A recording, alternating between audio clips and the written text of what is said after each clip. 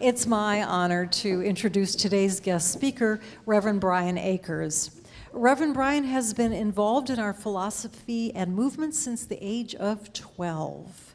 Throughout his teens, he became more and more involved with both participation and leadership of teens on the national level. His work with teens and young adults in our movement continued over the years as he designed and taught scores of workshops, organized conferences, wrote curricula, mentored, developed leadership, and grew the participation and involvement of teens in our movement worldwide.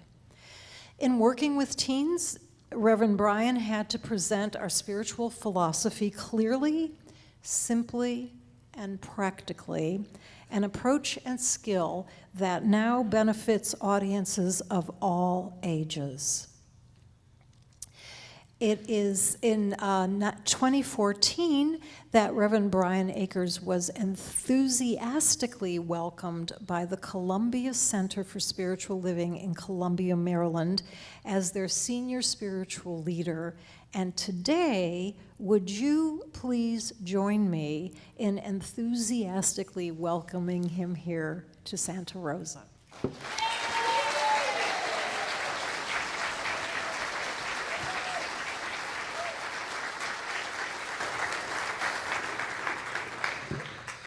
Well, good morning.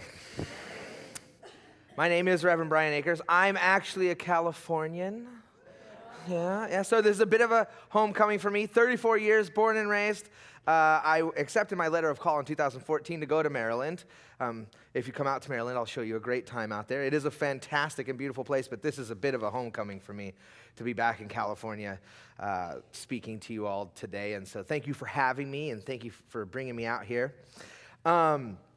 We've been celebrating, as a Center for Spiritual Living, we've been celebrating our global theme. And our global theme is...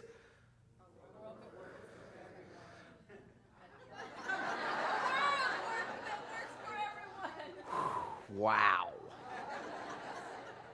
Are you sure that this isn't the 8:30 crowd again? They're a little bit more laid back. So the theme for this year is... a world that works for everyone. There we go. So this month, as Joyce reminded us, is about freedom from discord. Boy, that's a big idea, huh? Almost as big an idea as a world that works for everyone. And so as we expand into this, as we kind of, last month, we were talking about personal responsibility very specifically. And there's no greater thing that we're called to do in this teaching than personal responsibility, being personally responsible for who and what we are. So if we're going to create a world that works for everyone, then we sure better be a person whose citizenship would be accepted in that world. No? Yes. All right, that's a good place to start. And so we want to create a world that works for us, right? And so as we talk about freedom from discord, if I'm thinking about a world that works for me, I'm probably not focusing on the discord, right? And for those, that don't vibe with the word discord, we want to be free from everything that sucks. I think if Dr. Holmes were a contemporary, that would be a way that he might phrase it. We see a world in which everyone lives and doesn't have to experience anything that sucks. And so as we get into this idea of personal responsibility, we're then called to a place where we have to think of ourselves not only as individuals, but as individuals as part of something greater, right? Because we are individuals, which is already great. And so we already have an inherent sense of greatness in us, which is also great. And so then the question is, in the world around us, where is that greatness, and how do we bring that greatness forward? And so the statement that we're using for this week is, we see a world in which personal responsibility, remember that's what we were talking about last month, a world in which personal responsibility joins with social conscience in the political, corporate, academic, and social sectors. Well, they sure set me up today, didn't they? Tuesday's right around the corner, right? And so I'm going to read that statement again because I think it's important for us to recognize that there's two very important pieces of this puzzle, right? So the first one is the one that we spent in, and you guys know that because you spent all last month dealing with that. So I'm going to assume you know that. But we see a world in which personal responsibility is joined with social conscience in the political, corporate, academic, and social sectors. And so when we think about discord, is there anyone that doesn't know in their life where their discord is? If you don't, I'm sure there's people out there that would be happy to remind you. And so we all know where in our life we're experiencing something that we might call discord, right? And we can find it in any of the areas in our lives where it lives. Now, again, I don't want to make this as a statement as if all of you have discord everywhere. That would be counterproductive to what I'm trying to express to you today.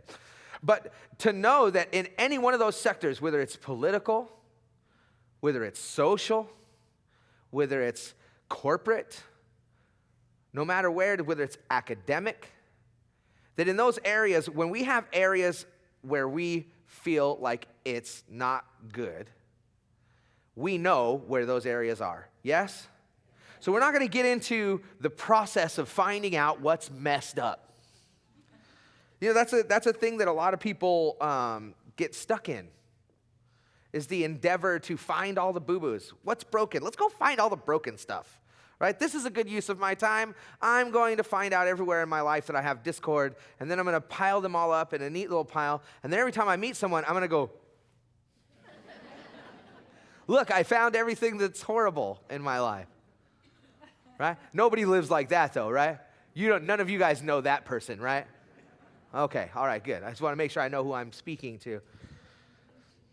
And so, we live in this world where all of those different arenas, all those different structures, whether they're social, corporate, whatever they might be, they're made by human beings, right? They're structures that we made. Without us, they literally wouldn't be there. So we know that we've created them, and I'm using the royal we, right? But the universal we is the one that understands that humanity is one thing. And so first thing we've really got to be willing to do is to just accept who and what we actually are.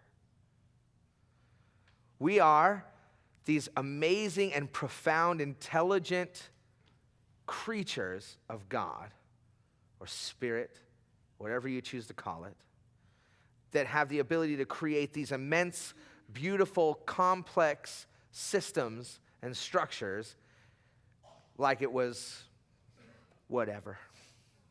Yeah, what do you guys do? Oh, we shape and mold the face of the earth in our off time. And so, because we know that it's created by us, we know that everything that lives in it has been created by us as well, right? This is all pretty straightforward stuff so far. Yeah. So, as we look at the areas in those structures that create what we feel is discord or discomfort, or dis-ease for some, we have to ask ourselves one simple question. What would I rather experience there? Now, it's very important that we see how this question is set up, right? It's real specific and deliberate. How would we rather have it be? And the reason that we ask ourselves that question is because the endeavor to seek out what's broken and what's wrong tends to be something that has us focus on what? What's broken and what's wrong. And what do we know in our teaching? What we believe and where our focus is what multiplies in our lives, right? So, how productive is it for us to say, okay, I'm going to fix American politics today.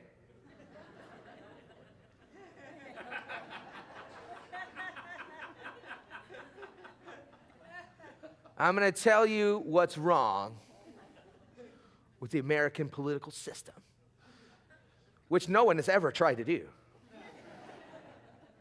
And so, how many times have we tried to beat our head against that wall? In every area of our life. Well, in my work life, I'm going to identify all the stuff that's jacked up, and then I'm going to get home, and my roommate or my spouse or my partner or the first person I run into as soon as I leave the office immediately gets slammed with everything that I have found that is wrong with my workplace or my job or whatever it might be. And we can do this, if we choose to, in every area of our life, right? Socially, this is what's wrong with the world today, right? In academia, this is why our children aren't getting the education they need. Or this is why my higher education is so tough to pay for. We won't go there. But ultimately, we have to ask ourselves the question, what would we rather have? And the reason we have to ask ourselves this question is because the first thing that it does to us is it moves us away from the problem. You notice it doesn't make us pretend that the problem doesn't exist. It's a very different thing. It moves us away from the problem. It distances us from the junk and puts us in position to answer a question that's more productive, that's more creative. And when we ask ourselves that question, here's the interesting part, is that we don't have to get bogged down with the never-ending battle of good versus evil. Is it good that I want this other thing? Is the thing that I want good, or is it a bad thing? Is the thing that I'm experiencing a good thing or a bad thing? Because a lot of times that's what gets us drug in, right? Is the emotional attachments, maybe even some righteousness about the thing and how we're supposed to feel about it and whether or not it's good or bad. But when we ask ourselves, what would we rather have? What we're doing is we're focusing on something entirely different. Well, now we're saying, well, okay. Well, so yesterday and for weeks now, I've been using my imagination to tell me what the world would be like if the political climate didn't change. And it's been scary and crazy and weird and frustrating, bizarre at times. But when I ask myself, what would I rather experience in that arena? Suddenly, our imagination is lit up with the creative impulsion to know something greater. And not because, it doesn't matter what was there before. It doesn't matter that it was good. It doesn't matter that it was bad. It doesn't matter who thought it was good or bad. It only matters that you have found that thing that you desire to express and create. And when you answer that question, you find that thing that you desire to express and create, you claim authority over who you are as a citizen in a world that works for everyone. You claim the authority to be able to say, okay, so I'm going to know that this is the desired experience that I want to have at work. This is the desired experience that I want to have of the political climate of the world. This is the desired experience that I want to have. And why is it important for us to know what we would rather have as opposed to knowing what we don't want? Because I know a lot of people that have known what they don't want that have a really, really tough time going anywhere but the place where the stuff they don't want lives.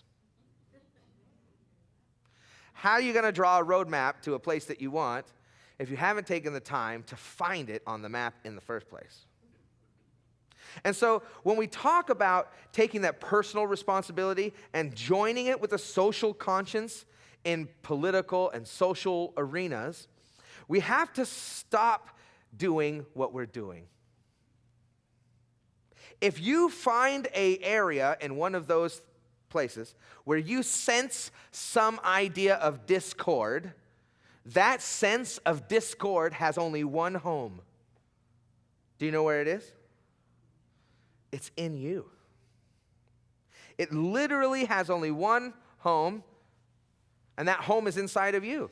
And so when you seek to develop a target, something that you desire, something that you want, now you're creating space within yourself for the thing that you want to have life. Right? And what do we do when we see an area of our life where we don't like what we see? Do we tend to lend our heart to it? Do we tend to be compassionate toward the boss who rides us for 8 hours a day. I've never had that experience. I had that experience. It spit me out and put me in this job.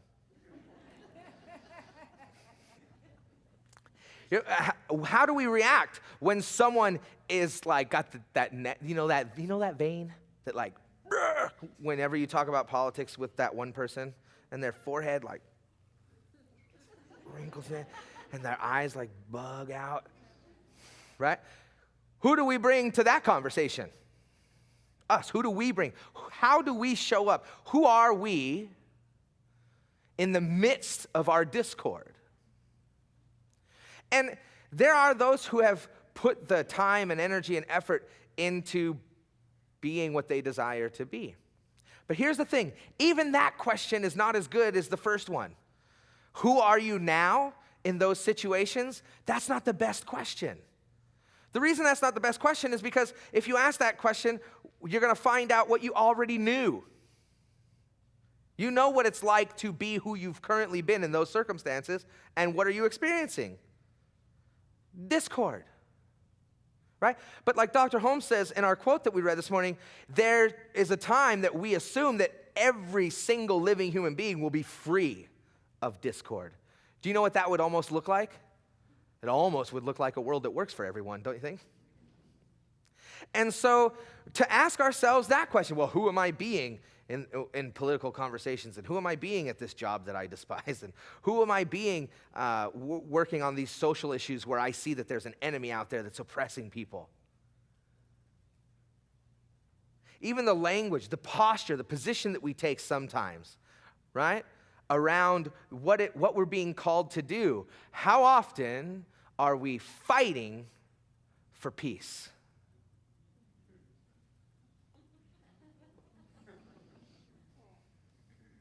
And so to ask that question is silly, because whatever we've been doing, we know in this teaching, has created the discord that we're feeling.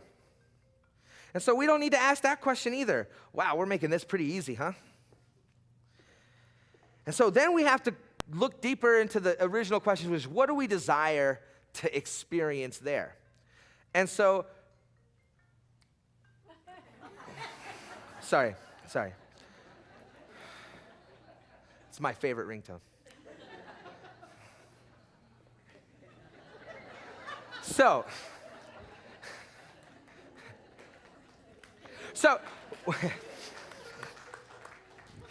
we have to ask ourselves, what do we desire? What are we desiring to experience? And once we have the answer to that question, then we can begin to do the thing that we've been called to do, which is to change. Now, what comes after that? We're called to create change. Where? Typically, the answer is, well, at work, duh, that's what we're talking about. Right? In politics, hello, like you've been talking about it for like 10 minutes already. But the actual endeavor is to seek out change in ourselves in a way that literally dismisses, not denies the existence of our discord.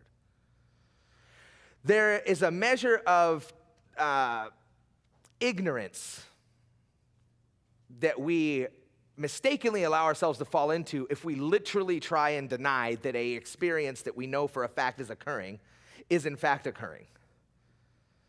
The fake it till you make it thing sounds cool, but at the end of the day, it doesn't affect change where change needs to be made, because the person who's saying that change needs to be made is also saying, but there's nothing wrong.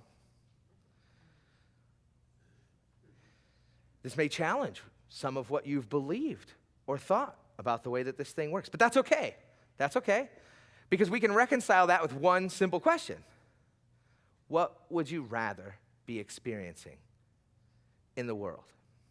And so in order for us to create that what we would rather be experiencing in the world, we have to really drill down into answering that question from the standpoint of, this is kind of like, that would be Major League Ball. We're going to come down into the minors, and we're going to say, okay, what would give me a little less pain here? How would How would I want to do this if it was just a little less painful? What would it be like? Who would I be? What do I want to have there? Because what we've grown accustomed to is whoever we've brought to that situation. And if who we were bringing to that situation was spiritually healthy, then there wouldn't be discord. Can we make that assumption together? If we believe that we create our own experience and there's an area of our life where there is discord, then there's an area in our life where spiritually we are currently experiencing some lack of spiritual health, right? I don't know about you guys, but when I get out of bed and I come to church, it's because I'm wanting this thing to do something in my life, right? It's not just to know the stuff, it's to do the stuff, right? And so we have to get into the mindset that if there's a discord there, it's okay that it's there, right? We're not going to pretend like it's not there. However, we need to get out of it, right?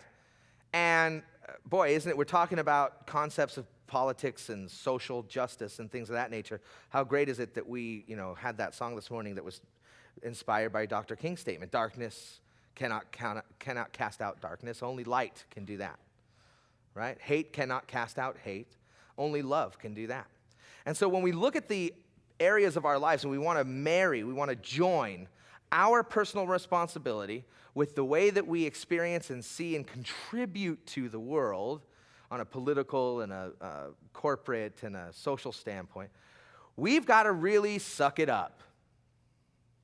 We've got to really say to ourselves, it's our responsibility to do this. And then we have to be willing to share that with people that will lovingly hold us accountable to do the work. Uh-oh. It's easy when you say to yourself, you know what I'm going to do? I'm going to do this thing. It's an awesome thing. It's going to be hard, but I can do it. And I'm not going to let anybody know that I'm going to do it, but I'm going to do it. And then when you're faced with whatever it is, and the decision time is now, and you're the only voice in the conversation, it can kind of come down to who wins the internal conversation at that point, right? Yes, I'm going to quit smoking. I'm going to never smoke again right after this one over here.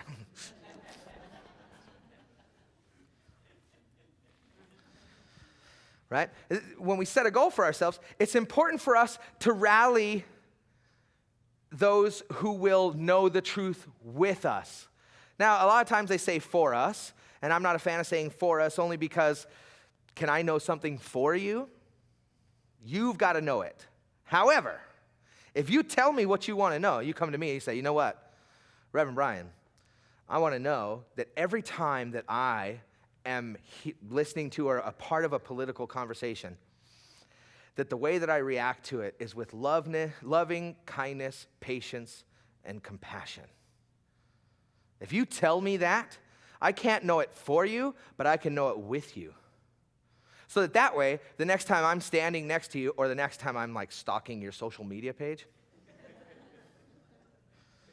and I see that that's not the behavior that you're choosing in that moment, I can remind you of the commitment that you made.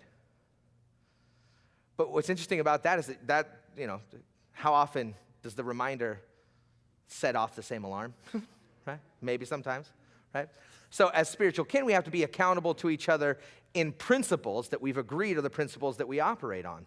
So for us to make a public claim about who we're going to be in those areas of our lives and to entrust that to each other as a spiritual community and to allow our spiritual kin to call us to our highest idea, not because it's the right one, not because it's the good one, not because it's the appropriate one, but because we have asked, because we have chosen our desire and stated what it is, so that our spiritual kin can remind us of that truth when we seem to be forgetting ourselves, right? Now we see the inherent beauty of having spiritual community, which can be listed in that list of social structures, can it? Easily. And so we hold each other accountable, and once we start to hold each other accountable for what our desire is, you notice, not hold each other accountable to be good people. I got my eyes on you today. Right? That's possibly why a bunch of us are here. Because the last place we were at, they wanted to make sure that they could tell us when we were being good people or bad people. Well, okay, if that's how they do it, let them do it. But the way that we do it is by stating our desired experience, what do we desire, and then supporting and loving each other in that. So that we can know that there's someone who knows the truth with us, that genuinely loves us and has our highest experience in mind, and will remind us of that truth when we have seemed to have forgotten ourselves. And when we do that, we suddenly begin to recognize that there is something missing in the world if there's discord there, and typically what's missing is something that we are withholding.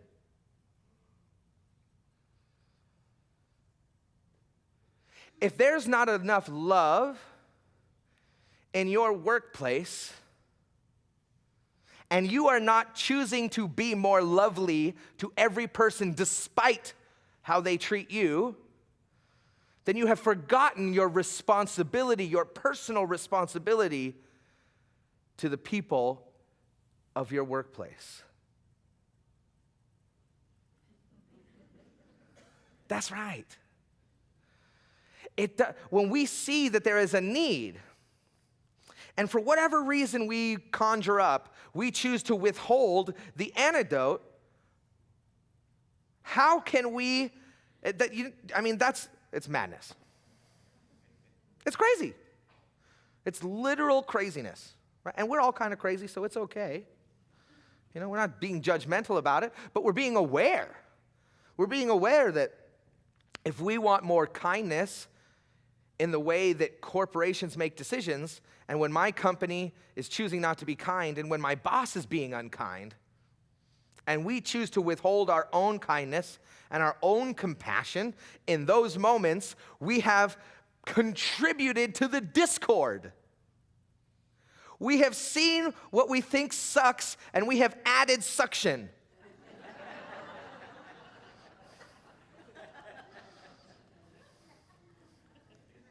Right? And so we have to call ourselves to be that thing, right? We have to call ourselves to know that truth. We have to have enough personal responsibility in our spiritual principles, and we have to have a community that we rely on to constantly hold us accountable to those principles. And again, not the principles that make us a good person or a bad person, but the principles that reflect who we desire to be. Because, and I heard this quote once, and it blew me away. I mean, this is something you could probably sit and talk about for hours and hours and hours. But the truth is, if you think that you are kind and compassionate, and you do not choose kindness and compassion at every possible turn, then that person that you think you are is an imaginary person. They don't exist. Now, that might seem a little harsh, but only if you're worried about goodness or badness, or rightness or wrongness. What it really is just a call to action from a member of your spiritual kin who's saying, this is our chance. If we've declared that we want to live in a world that works for everyone, and that we want to bring our personal accountability to join itself with who we are in the world, corporately, who we are in the world politically, who we are in the world from an academic standpoint, from a social standpoint, from a familial standpoint, from every standpoint that we could possibly be, then I cannot stand idly by when we sit there at Starbucks and you yell at the barista for forgetting to put the extra pump of chocolate in your mocha. Now, it doesn't mean that I have to then turn to you and use the same tool that you have misused in order to reprimand you, does it? But what it does mean is that I should feel comfortable and confident to say to you, hey, it's a pump of chocolate. We don't need to get this upset, right? Let's breathe. Let's remember who we are. Let's take responsibility for who we are to such a degree that we can hold each other accountable so well that as a community, as spiritual kin, that when we move out into the world, we bring that gift beautifully, purely, and wholly to every area of life that humanity exists, everywhere that we find ourselves, everywhere that we see ourselves. In that place, at that moment, on that day, love has arrived. On that moment, on that day, in great number, compassion has shown its light and will absolutely prevail. Every single time we choose it, There is no reason we should not feel called to a place of authority when we know that all the areas that we're seeking to affect are areas that we ourselves, as a human expression of God, have created. We have created it. We hold complete sway over it. And the opportunity for it to change at any given moment rests solely on our willingness to bring the newness in to the fold in spite of what anyone else or anything else might be telling us, reflecting to us, or trying desperately to get us to be, to conform to. When we talk about being nonconformists, we're not talking about avoiding structure and not being able to organize. In fact, we need to be able to do that to be effective in the world. When we talk about being nonconformists, what we say is that when we see an area of the world where there is discord, we choose no longer to participate in the structures that promote and perpetuate discord. And when we do that, not only do we free ourselves and our own lives, but we free the opportunities for other people to feel that they are in a safe place in our presence so that they too can call upon the deep, indwelling, infinite presence of love that the universe, that God, that Spirit has provided to us right there at the tip of our fingers, on the tip of our tongue, prepared to deliver itself to the world the second we fashion ourselves to be an avenue through which that good is flowing.